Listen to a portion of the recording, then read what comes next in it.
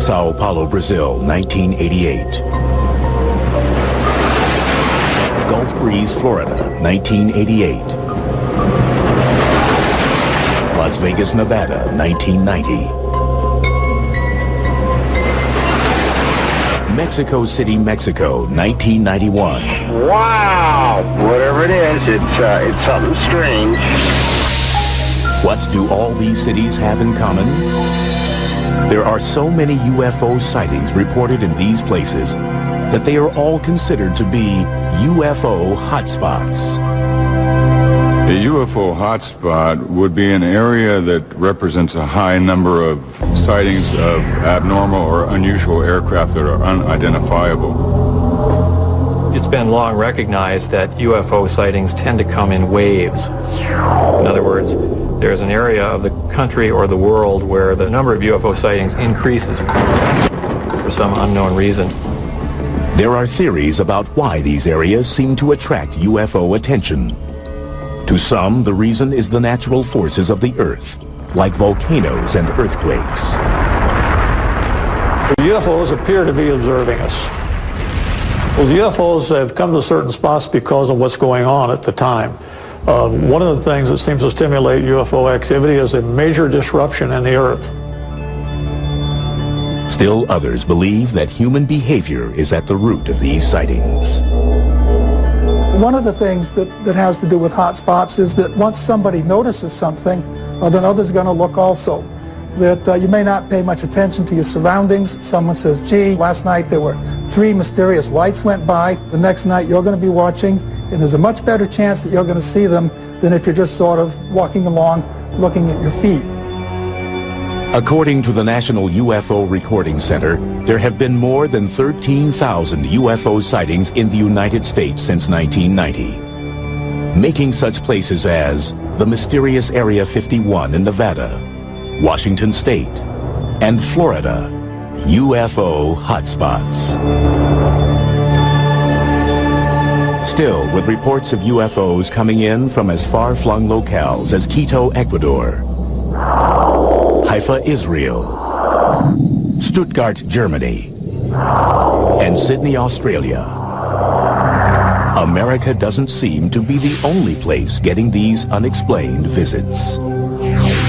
Many people don't realize that UFOs are not seen only in the United States, they're seen all over the world. There are hotspots all over the world.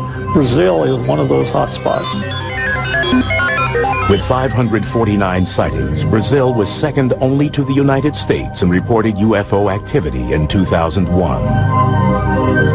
And unlike America, where UFO reports are traditionally met with skepticism, Brazil has a strong tradition of accepting UFO sightings and even publicly conducting government investigations. Generally, South American countries are more open to this type of thing. There are other cultures that are more tolerant of people's perceptions, their emotions. They're more open to events that may be part real, part mystical, and they do not have the same strong norms, you might say, against reporting unusual or paranormal kinds of experiences.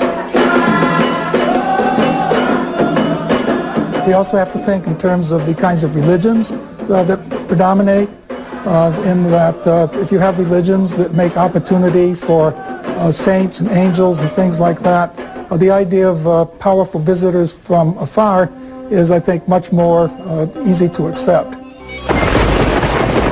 October 15th, 1957. Brazil is the location for one of the world's first accounts of an alleged alien abduction. Antonio Villas-Boas was a young man. He was driving a tractor in a field. He claimed he saw an object come down out of the sky and land nearby. He was greeted by aliens taken on board, washed off with some kind of a substance that smelled very badly to him. He made him vomit. And he later thought maybe that might have been something like a disinfectant or the like. While he was in this enclosure, a female alien type came in and had sex with him.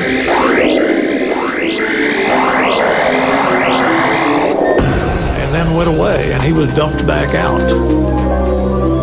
To many, this seems like an outlandish story. But Villas-Boas' reluctance to profit from the incident lends the tale an air of credibility in many quarters. And several months after the incident, the story gets some scientific backing when he is diagnosed with radiation poisoning. He is examined by Dr. Olavo T. Fontes, a professor of medicine at the National School of Medicine of Brazil. One of the very important people in Brazil was a Dr. Olavo Fontes. He was a medical doctor. He worked for the Brazilian government. He investigated the case, and he said that as far as he was concerned, it was a good case. It really happened the way that the young man said. Less than 6 months after the alleged Villas-Boas abduction, the Brazilian Navy has a well-documented encounter with a UFO. In February of 1958, aboard the Almirante Saldanha, a civilian photographer named Almiro Baruna takes 5 photographs of what seems to be a ringed, oval-shaped object. The photographs are shown to Juscelino Kubitschek, the president of Brazil.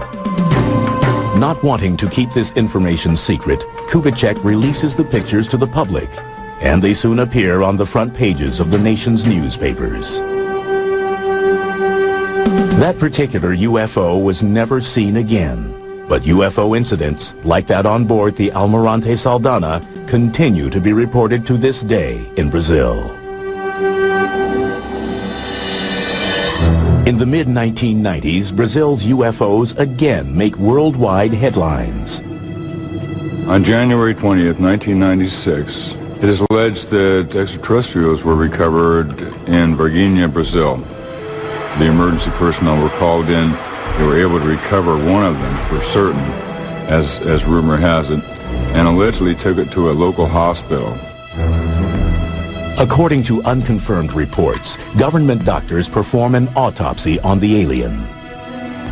And of course, from this point, the trail goes cold, and no one is quite sure as to where that particular ET or alleged ET had disappeared to. Despite several purported eyewitness accounts, the Brazilian government, which has been so forthcoming in the past, denies the Varginha encounter and that an alien was ever captured. Everything that was in any way connected with this sighting somehow vanished. Ironically enough, after this creature was allegedly recovered, there was a high number of UFO sightings in the area. While most experts doubt the veracity of the Varginha ET incident, the long persistent history of UFO sightings in Brazil is harder to ignore. One curious theory proposes that the ongoing destruction of the Amazon rainforest may be attracting extraterrestrial attention. If you were to look at Brazil from space, Atlanta for CSA, you would see that a vast area of that remote land is on fire. They're burning off the rainforest. That's changing the whole ecology of the planet. If you were observing a planet and what's going on there, you would definitely want to look at Brazil. And that seems to be the case.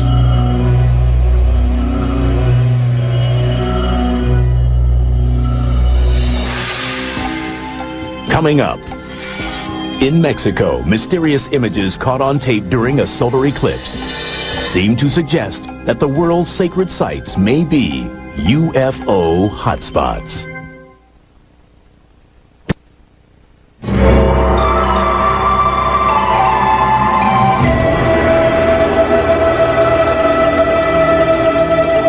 Mexico is a land with a sacred past.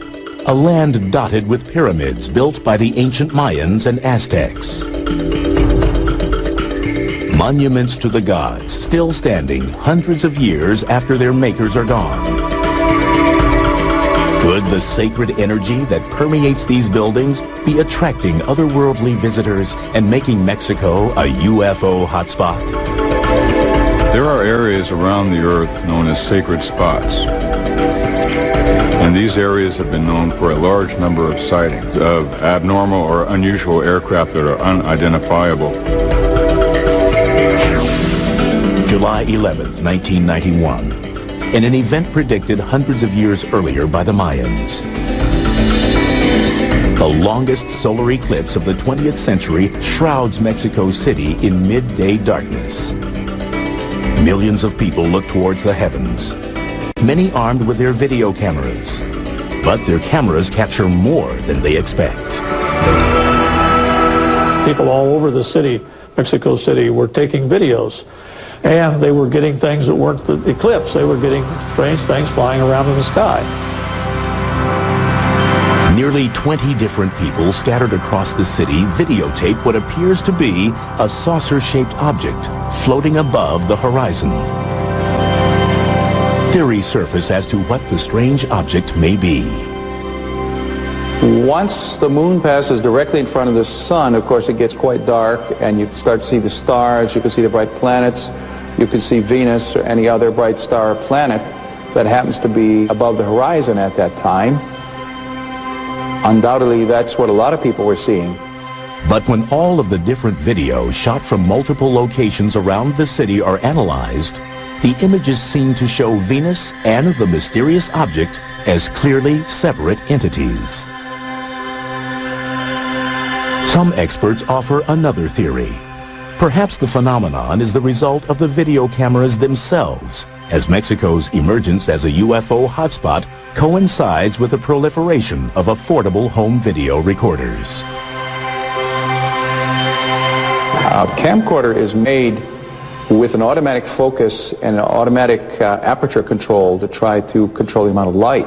And so it is not made to focus against a dark background. An automatic camera cannot focus on these objects without seeming to impart motion and changes in shape to it. But many disagree that the sightings were just a trick of the camera and point to subsequent events as proof. Over the course of the next 6 years, more than 1,500 videos and photographs of UFOs surfaced throughout Mexico. Many of the alleged UFO sightings appear near ancient Mayan and Aztec pyramids. One area with a lot of sightings is Tepoztlan, a resort village some 60 miles south of Mexico City. According to UFO researcher Carlos Diaz, 60% of its residents report having seen a UFO. And local air traffic controllers confirm that radar regularly detects unidentified objects over the area.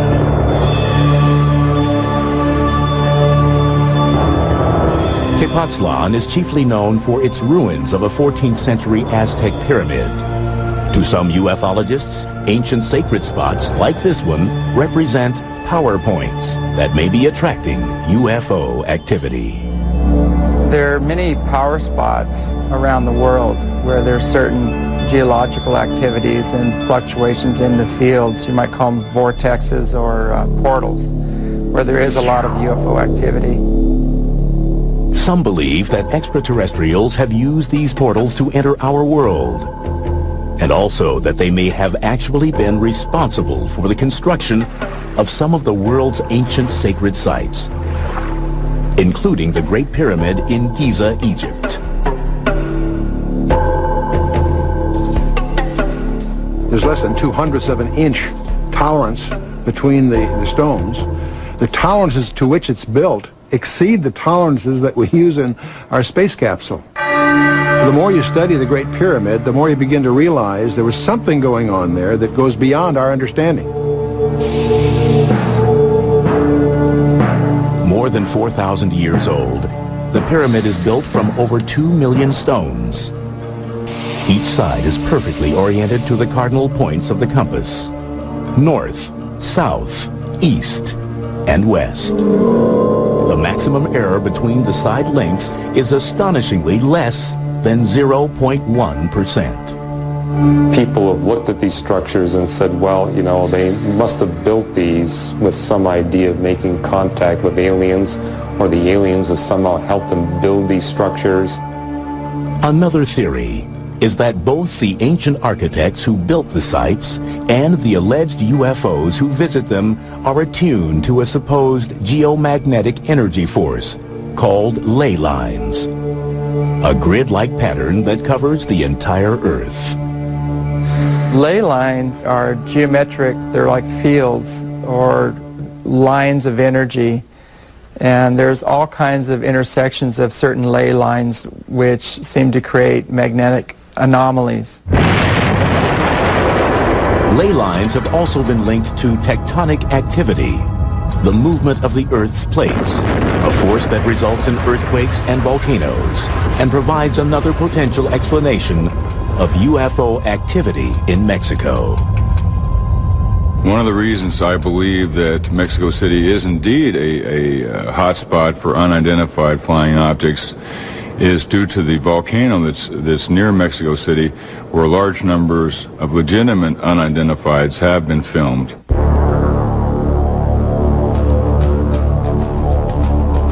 UFOs have frequently been reported near Popocatépetl, Mexico's Smoking Mountain.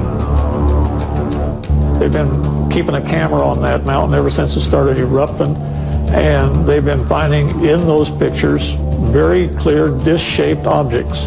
Now, some people have tried to explain them as rocks that are blasted out of the volcano, and they take an aerodynamic flight path and look like there's something flying when they're not. That's pretty hard to believe when you see the direction they actually go. They come down and toward the mountain rather than going up from the mountain. Why would UFOs hover over volcanoes? One theory proposes that high levels of hydronium ion, also called H3O, are typically found in places with increased geological activity, like volcanoes. H3O has an extra hydrogen atom in it, and that extra hydrogen atom can be split off and used as hydrogen fuel or for energy. And it's in the splitting of this extra particle that you can create a fusion effect. It's possible that these UFOs may be harnessing this type of energy for their systems to perhaps propel themselves through the atmosphere. So perhaps UFOs are interested in Mexico more as an intergalactic gas station than for its sacred ancient structures.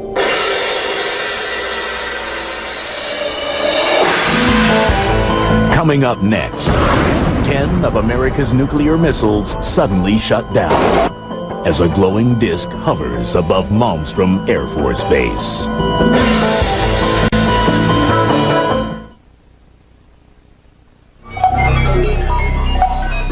As the control center for some 221 Minuteman intercontinental ballistic missiles, Malmstrom Air Force Base near Great Falls, Montana, is an essential part of the nuclear arsenal for the United States. For decades, Malmstrom and other strategic air command centers like it have been the primary potential targets for the country's enemies. But many UFO experts wonder if these bases have also been attracting a different kind of attention. Are America's nuclear installations UFO hotspots? One interpretation of UFO activity is that these entities, assuming that they are entities, are interested in our technological development. We're a very violent species, as you know if you watch television at night. So that alone is a reason that they would have to pay attention to what we're doing. March 16th, 1967. Reports of UFOs at Malmstrom seem to demonstrate an extraterrestrial interest in America's nuclear forces. The way it happened, according to Robert Salas, who was stationed underground in one of the missile complexes, was that he received a phone call from a security guard up on ground level, saying, in effect, that there was a large, red, glowing, disc-shaped object hovering in front of the facility. And the guards were extremely frightened about this, as you can imagine. He kind of laughed and sort of said, you know, back off. The security guard called a second time, saying, even more panicky, that the UFO was now hovering right outside the gate and was very close. They were observing the status board in the launch complex, and they noticed that the missiles started going offline. Clunk, clunk, clunk, clunk, clunk. 10 of the missiles, one at a time, just boom, boom, boom, boom, shut down. The missiles quit functioning. So we were really out of business as a nuclear deterrent at that time. The incident in Malmstrom is neither the first nor the last time that the security of the United States nuclear sites is supposedly compromised by a UFO incursion. This supposed trend in UFO activity is noticed as early as 1952 by Captain Edward Ruppelt, the first chief of Project Blue Book, the Air Force's official investigation of UFO reports. Ruppelt discovers what he calls an ominous correlation between UFO sightings and the locations of the nation's nuclear facilities. If you're in the military and someone is displaying an interest in your strategic capabilities, it's an alarming situation. It raises national security questions. A lot of investigation went on to determine what could happen. The Boeing company that was responsible for some of the equipment was involved. The U.S. government was involved in investigations. The actual reason for so many missiles going down simultaneously was a big puzzle. They found absolutely that an EMP, an electromagnetic pulse, may have fried the electronic workings in the missiles. However, there was no attempt whatsoever to relate the EMP, the pulse, to the presence of a UFO outside. In fact, the presence of the UFO out on the perimeter was dismissed as hearsay. We have no hard evidence that there really were any UFOs there. Nobody got any clear photographs or videos or anything like that. We just have somebody's perception that they went out and they saw a light in the sky. But the source of the EMP, a radiation wave that disturbs the function of electronic equipment, remains undetermined. And the government has never explained why so many missiles malfunctioned at the same time. It's important to bear in mind that these missiles are designed to be independent systems. So if you do something to affect one missile, it won't affect all the other missiles because they're totally separate. So whatever caused this event was able to shut down a whole variety of missiles that were spread around a large geographical area around the launch control complex. Fewer than 10 years later, 5 Strategic Air Command bases, including Malmstrom, are placed on high priority alert as a result of repeated reports of UFOs over nuclear weapons storage systems. In 1975, right along the northern tier frontier, in many of the different Air Force bases, Falconbridge in Ontario, Canada, Loring Air Force Base in Maine, Woodsmith Air Force Base in Michigan, Minot Air Force Base in North Dakota, and Malmstrom Air Force Base in Montana, all experienced a series of unidentified objects. Some of these were explained away as helicopters, some of them were explained away as unidentified aircraft, some of them were called UFOs, but the general theme was that Air Force space was being violated at random by a series of aircraft that should not have been there. At each of the bases, official logs record eyewitness accounts of the UFOs, and they are tracked by radar as well. In each case, the UFO reportedly hovers above the base, specifically the weapons storage area, for up to 40 minutes. All attempts to intercept or positively identify the UFO from the ground or with fighter jets in the air fail. The incursions are brought to the attention of the Commander-in-Chief of NORAD, the North American Air Defense Command. An investigation ensues. The initial thinking behind the unidentified objects over the Air Force bases in the northern tier was thought to be potentially Russians or else some other enemy. The only information we have is that the eyewitnesses described objects that behaved in a very unusual fashion, that they glowed red, for example, and it doesn't sound like any technology that the Soviets had at that time.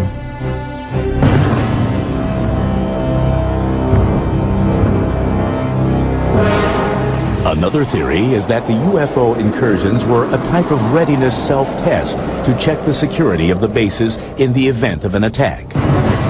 But if it was a test, the bases performed poorly. The Air Force personnel were completely at sea as to what was happening. They were actually calling the law enforcement people in Great Falls, Montana for help because unidentified aircraft were buzzing them in missile-controlled silos. They had no idea what was going on. Aside from acknowledging that unexplained events have occurred at the northern tier bases, the U.S. government remains characteristically silent on the question of whether American nuclear installments are indeed UFO hotspots. To my knowledge, there's no published report explaining what happened. It's simply a mystery.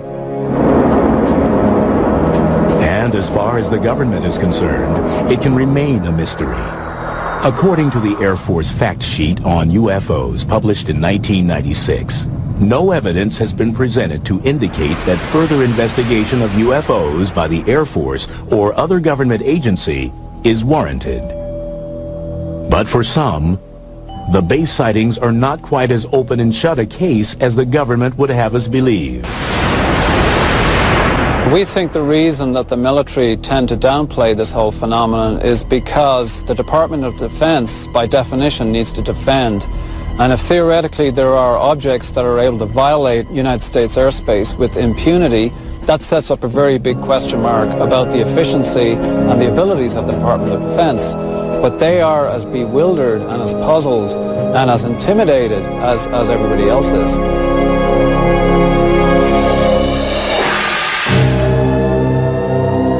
Coming up, amazing photographs and multiple sightings in Gulf Breeze, Florida divide the UFO community. Is it a hotspot or an elaborate hoax?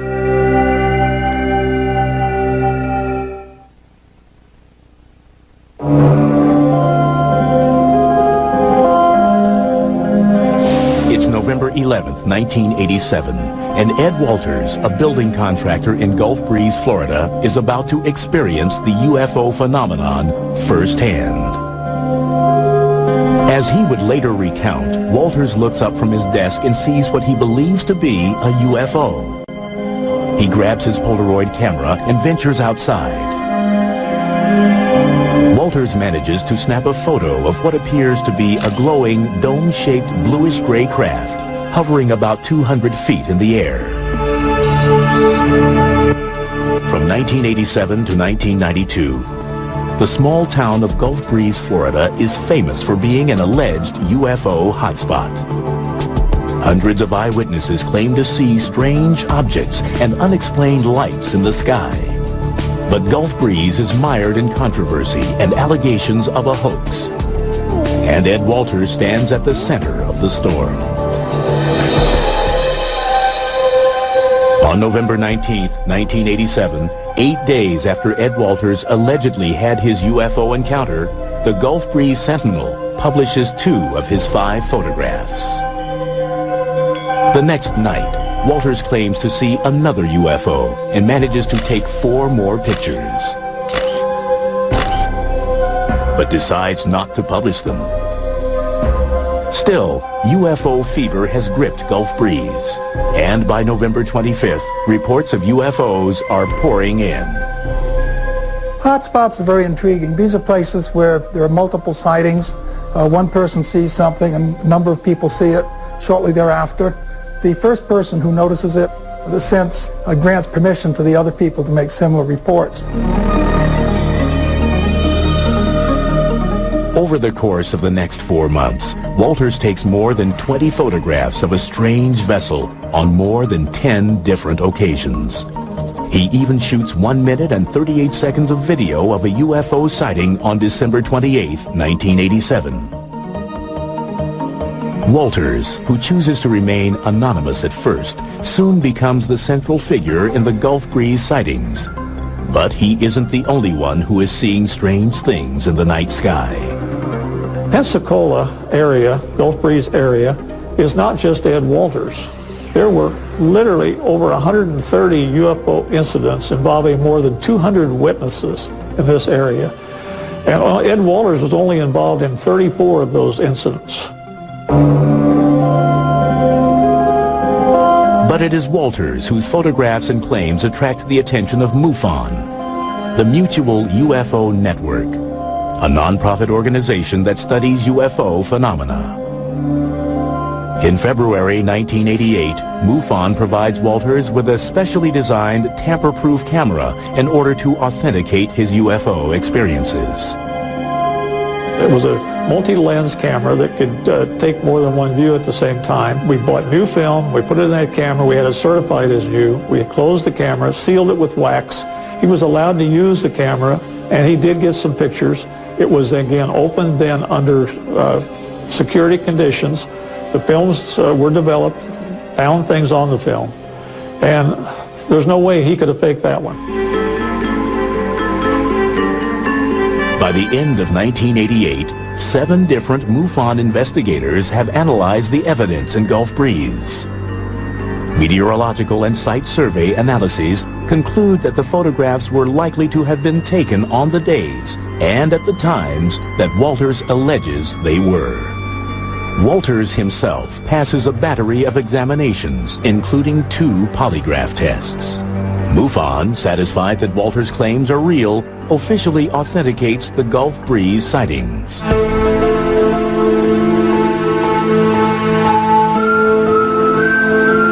But in 1990, new doubts surface regarding the Ed Walters case.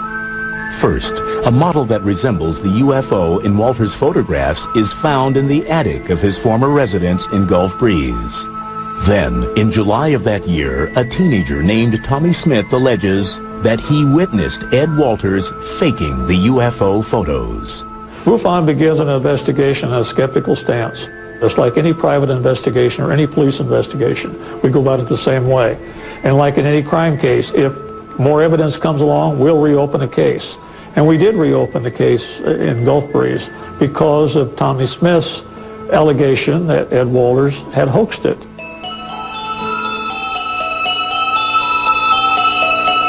MUFON sends 2 new investigators, Rex and Carol Salisbury, to Gulf Breeze. The Salisbury's findings indicate that Ed Walters doctored the photographs, particularly one called Photo 19, that shows the reflection of a UFO on the surface of a road. The Salisburys believe that the photo was most likely made by using a small model and double exposure. But their conclusions are rejected by MUFON. They believed that the other sightings at Gulf Breeze were real. They stated that in their reports. They just didn't believe Ed Walters. Basically, MUFON fired them and sent somebody else in to authenticate, quote-unquote, the sighting. The new investigator, named Gary Watson, questions the veracity of Tommy Smith's testimony. He also alleges that the model UFO found in the attic of Walters' former home was planted by someone who wanted to discredit Walters. Watson concludes that Ed Walters' photos and story are true. Despite the controversy over the Walters sightings, reports of a new UFO begin to emerge in Gulf Breeze. Instead of looking like ships or vessels, the new sightings are characterized differently. There were various kinds of lights that were seen. Big red globes, little white lights, some lights that maneuvered, some hovered, some shot away, some just disappeared. Wouldn't you know it? From 1990 through 1992, residents of Gulf Breeze see the strange lights so often that they give them a nickname, Bubba. They organize sky watches, and by 1992, there are 170 recorded UFO sightings of Bubba. But then, in 1992, the lights disappear as mysteriously as they had appeared 2 years earlier. The lights have never been explained, and the Ed Walters case still divides the UFO community. Although strange lights are still occasionally seen in Gulf Breeze, it is no longer considered to be a UFO hotspot. Whatever supposedly was going on in Gulf Breeze, it's not going on anymore. Oh, look at that. Look at that. Oh, double. There it goes. It's doubling. Up next, a Washington state man claims to be living in the middle of one of the world's major UFO hotspots.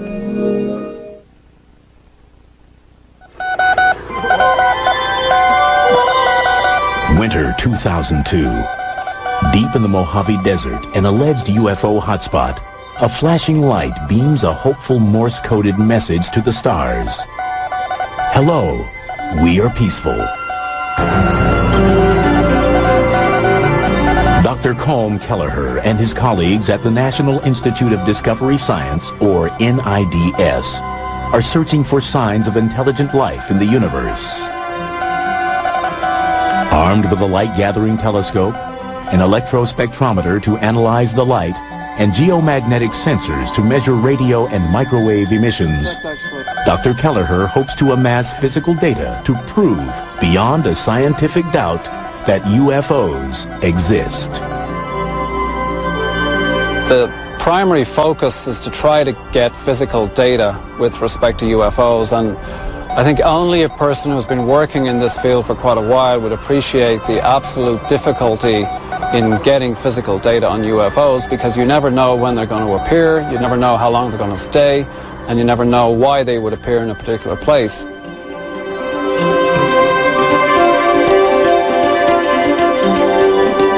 NIDS operates a 24-hour hotline for UFO sightings. And although 95% of the accounts turn out to be IFOs, identified flying objects, like airplanes or weather balloons, there is still the 5% that defies explanation. And that 5% is what interests Dr. Kelleher. If we got a series of reports, say in the last 5 or 6 months or even a year, from the same area, same location, different eyewitnesses that appeared to corroborate, we would take those reports seriously. And one alleged hotspot that is raising some serious questions in the UFO community is the Yakima Mount Adams area in southeastern Washington state.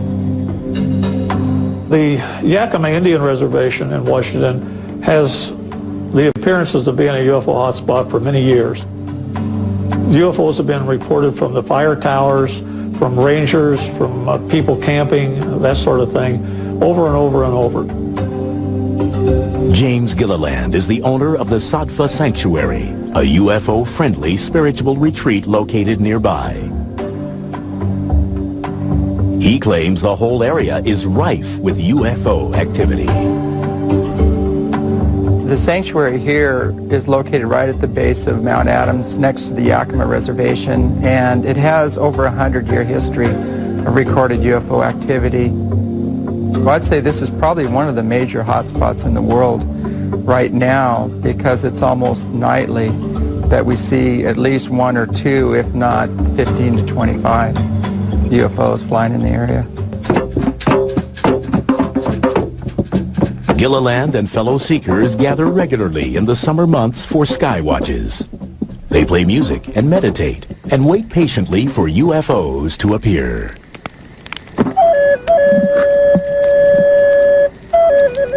They're looking for people that are very spiritually aware, that have kind hearts, that love people, love humanity and the earth, and those are the ones that will be ambassadors to bring forward their message, because those people have risen to the occasion. As Gilliland and others see it, the anomalous lights that appear above his property exhibit both intelligence and intent.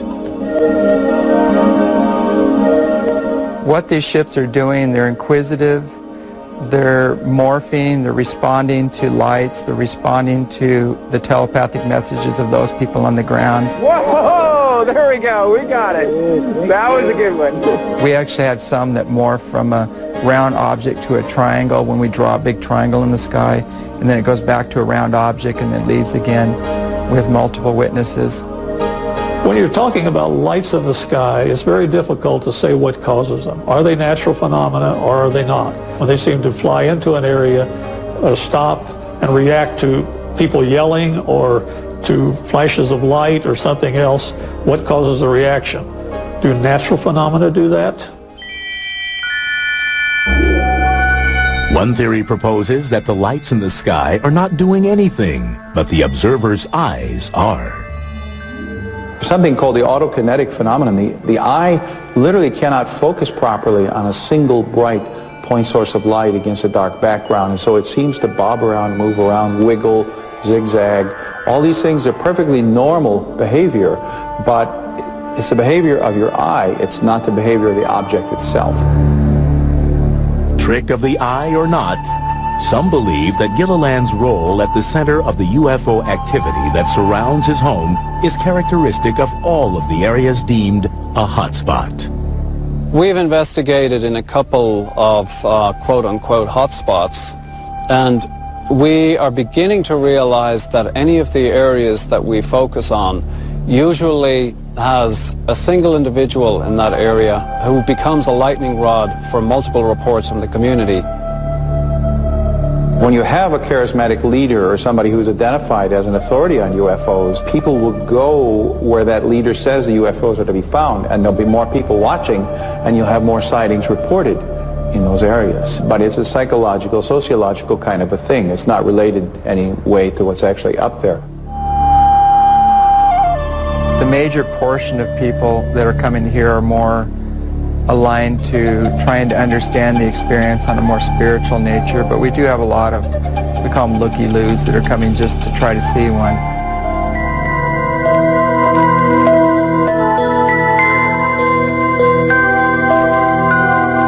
That there are strange, often inexplicable phenomena in the night sky is undeniable.